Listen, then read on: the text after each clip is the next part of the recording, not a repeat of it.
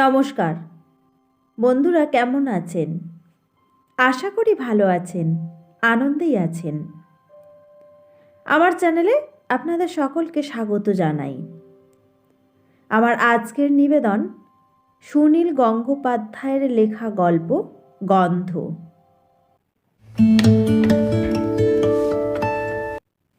চলন্ত ট্রাম থেকে নেমে ছুটতে ছুটতে সাধনদা আমার সামনে এসে দাঁড়ালেন। বেশ ব্যস্তভাবে বললেন, সুনীল, তুই আমার কাছ থেকে 10 টাকা পাবি। মনে ছিল না, আজ তোকে শোধ দেব। সাধনদার দিকে মনোযোগ দিয়ে তাকালুম। আমি যে সাধনদাকে চিনতুম সেই সাধনদা ইনি নন। সাধনদার মুখে 2-3 দিনের খোঁচা খোঁচা দাড়ি, প্যান্টের ওপরে ঝুলছে শার্ট, পায়ে রবারের চটি। আমার চেনা সাধনদা ছিলেন পাক্কা সাহেব। এমনকি অশৌচের সময়ও তার এই রকম পোশাক কল্পনা করতে পারতুম না। সাধনদার সঙ্গে আমার 10 টাকা ফেরত দেওয়ার সম্পর্ক নয়। সাধনদা ট্রাম যাত্রীও ছিলেন না কখনো। ভুরু মুচকে বললুম, কি ব্যাপার? সাধনদা পকেট থেকে পার্সটা বার করে টাকা খুঁজছে। পার্সে 50 টাকা, 100 টাকার নোট বেশ কয়েকটা, কিন্তু 10 টাকার নোট নেই। সাধনদা বললেন, কারোর কাছে আর ধার করতে চাই না, বুঝলি। মনে করে করে সবাইকে পুরনো ধার শোধ দিয়ে বেড়াচ্ছি। একটা জিনিস লক্ষ্য করলাম, বুঝলি, আমরা কেউ পুরোপুরি নিজের রোজগারে বাঁচি না। এক এক রকম ধার থেকেই যায়। তুমি আমাকে 10 টাকা ফেরত দিচ্ছ, তোমার কি মাথা খারাপ হয়েছে? সেরকম হিসেব করলে তোমার কাছেও তো আমার ধার হবে অন্তত কয়েক হাজার টাকা। তুই আমার কাছ থেকে কোনোদিন ক্যাশ টাকা নিয়েছিস?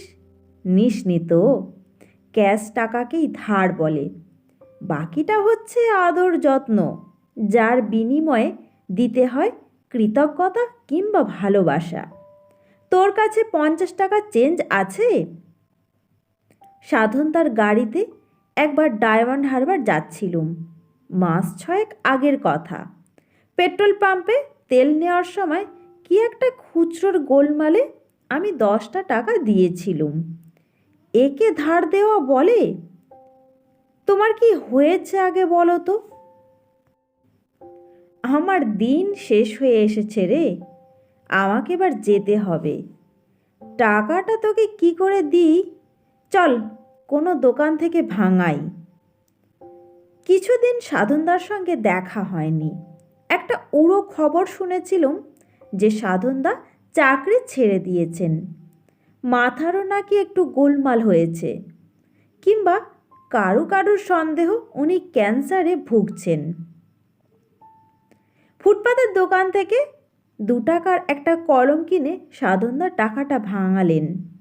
আমি স্পষ্ট বুঝতে পারলুম ওই কলমটার সাধনদার কোনো দরকার নেই। বিজ্ঞাপন কোম্পানির বেশ বড় কর্তা ছিলেন। ওর বাড়িতে কলম পেন্সিলের ছড়াছড়ি। 10টা টাকা আমার হাতে দিয়ে বললেন, জীবনটা বেশ ভালোই কাটল রে। তোমার কি হয়েছে তা কিন্তু বললে না এখনো। আমার ক্যান্সার হয়নি, সব রকম টেস্ট করিয়েছি। তোকে কি রত্না বলেছে যে আমার মাথা খারাপ হয়েছে? বৌদির সঙ্গে আমার দেখা হয়নি। মাথা খারাপ হলেও হতে পারে, বুঝলি, সেটা তো আমি নিজে বুঝতে পারবো না। তবে আমার দিন ঘনিয়ে এসেছে, এটা ঠিক। মৃত্যু আমায় তাড়া করছে। এটা কি করে বুঝলে? একটা গন্ধ পাই। প্রথম দিন সেই গন্ধটা পেয়ে ঘুম পেয়ে যায়। কীরকম গন্ধ জানিস? চেতলা ব্রিজের ওপর দিয়ে পাস করার সময় ওই গন্ধটা পাওয়া যায়। মানুষ পোড়া গন্ধ, কেওড়াতলা শ্মশান থেকে আসে। ঘুম ভাঙার পর সারা বাড়ি খুঁজে দেখলুম, কোথাও কিছু নেই, অথচ গন্ধটা পাচ্ছি। বুঝলুম, এটা একটা ওয়ার্নিং। এখন গন্ধটা যখন তখন পাই, ঘন ঘনই পাই। সাধনদা, তুমি কি যা তা বলছো?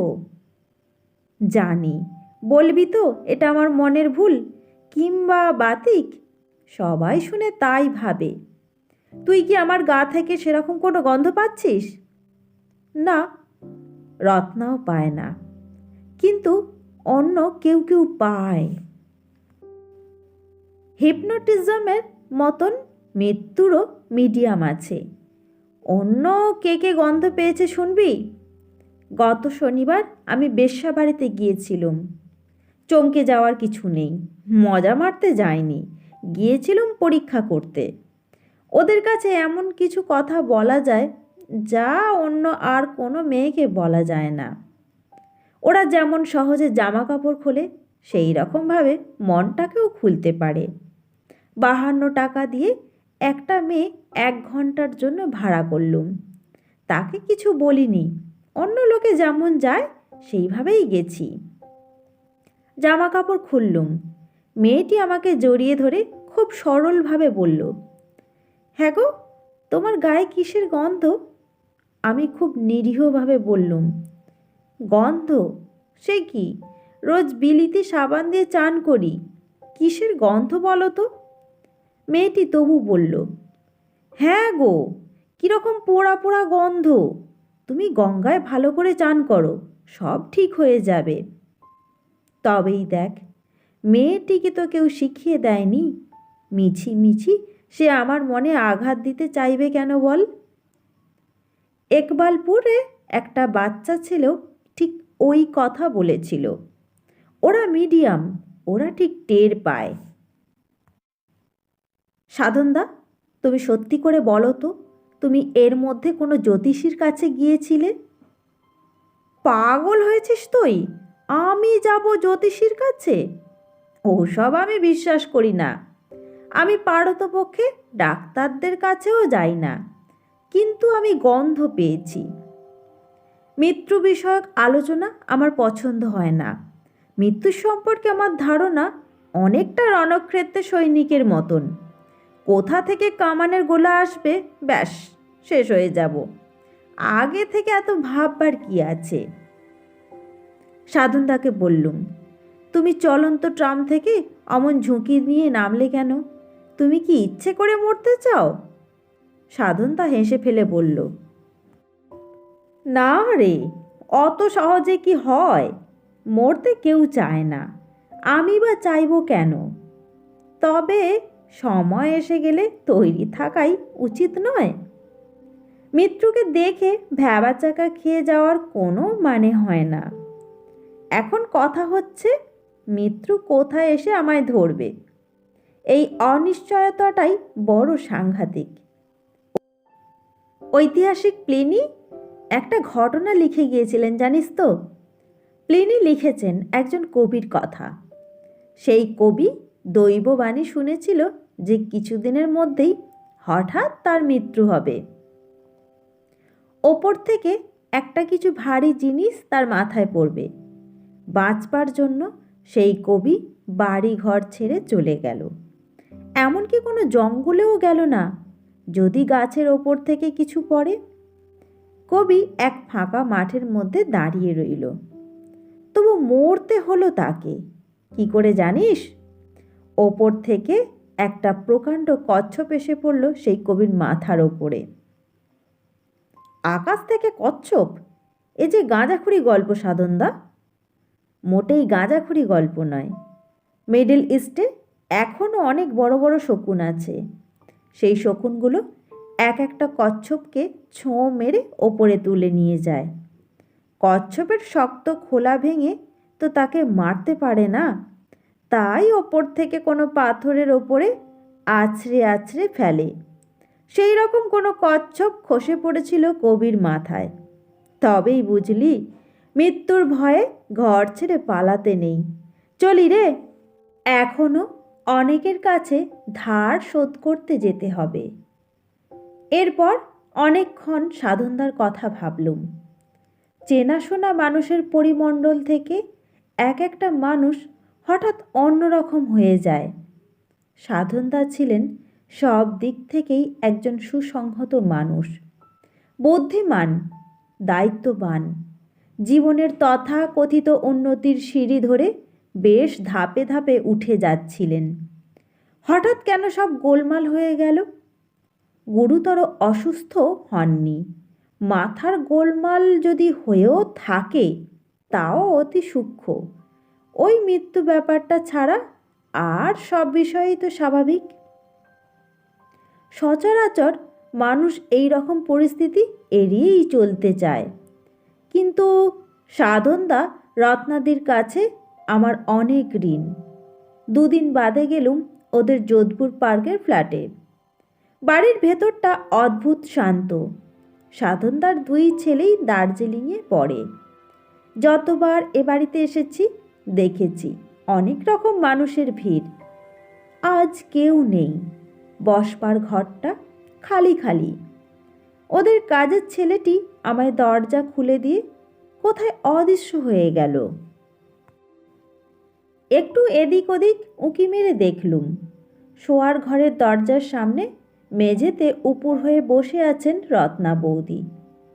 পাশে অনেক ফটোগ্রাফ ছড়ানো আর দুটি অ্যালবাম। রত্না বৌদি ছবিগুলো বেছে অ্যালবামে সাজাচ্ছেন। অতি সাধারণ দৃশ্য, তবু যেন আমার বুক কেঁপে উঠল। কি আছে এর মধ্যে? রত্না বৌদি একবারও মুখ তুলে দেখলেন না। সাধন তার নিজস্ব ঘরটি বারান্দার পাশে। ওটা ওর স্টাডি রুম, বইপত্র প্রচুর। সেই ঘরের কাছে এসে দেখলুম দেওয়ালে কোনো বুক সেলফ নেই, ঘরে একটাও বই নেই। একটা রঙিন টিন আর ব্রাশ নিয়ে সাধনদা এক মনে সাদা রং করে যাচ্ছেন। এই দৃশ্যটাও কেমন যেন বুক কাঁপার মতন। এসব কি চলছে এ বাড়িতে? 2-3 মিনিট দরজার কাছে দাঁড়িয়ে রইলুম, তবু সাধনদা দেখতে পেলেন না আমাকে। আমি ভিতরে এসে সাধনদার একেবারে পাশে দাঁড়িয়ে জিজ্ঞেস করলুম, এ কি হচ্ছে সাধনদা?